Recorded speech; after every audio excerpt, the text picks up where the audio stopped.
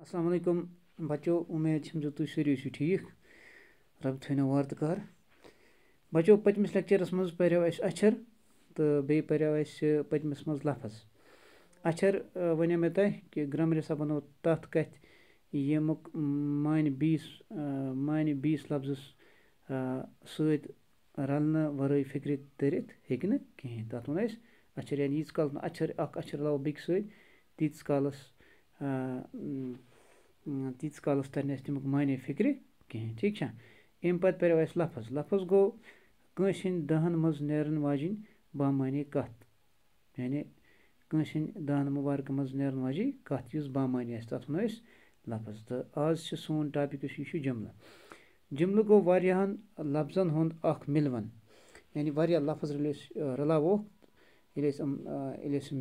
लफ्जन मिलवन करो तो तत बनान जुमला यम सत कथ पूर पट फिक्र तर। तो जुमल सत तरह कह कथ पूर पट फिक्र मसलन सह सबक पारान बेहतर यानी सह सबक पारान यानी यह मुकम्मल जुमल।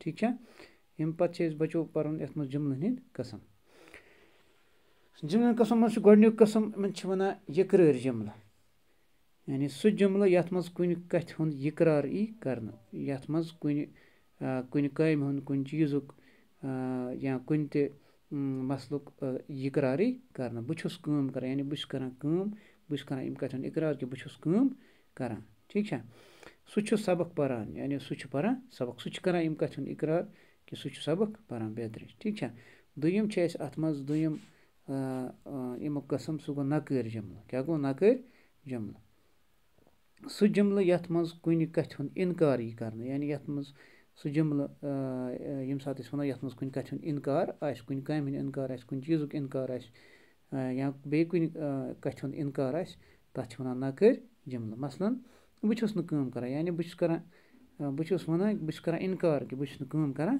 कहें सह सबक पारान यानी सह करान यह इनकार आमत कर सह सबक पारान कहें बेहतर गो वगैरह वगैरह। अम पे बच्चों त्रीम कस्म अमुक अत वन सवाल जुमल क्या वन सवाल जुमल सवाल जुमल गो सह जुमल यथ मज कह प्रश्न यी या कह सवाल करन यी यानी सह जुमल सह कथ यथ मज कुन कथ मुताबिक कुन काम मुताबिक प्रश्न यी या कुन कह सवाल यी करन। अत जुमलस पत कन यथ वन नोट ऑफ इंट्रागेशन यह निशान सवालिया निशान अत पत कन अत जुमलस पत कन लगावन यिवान। ठीक है, मसलन तिम छा काम करमज अत पत कन सवालिया निशान बेहतर। तो बाकी जुमला अम पे पारन हुक्म जुमल ठाक जुमल हरत जुमल तो अम परो वार कार इंशाअल्लाह बेकिस लेक्चरस मज पगह इंशाअल्लाह ताला। तो तोतान बिह रबस हवाल इजाजत। अस्सलाम वालेकुम।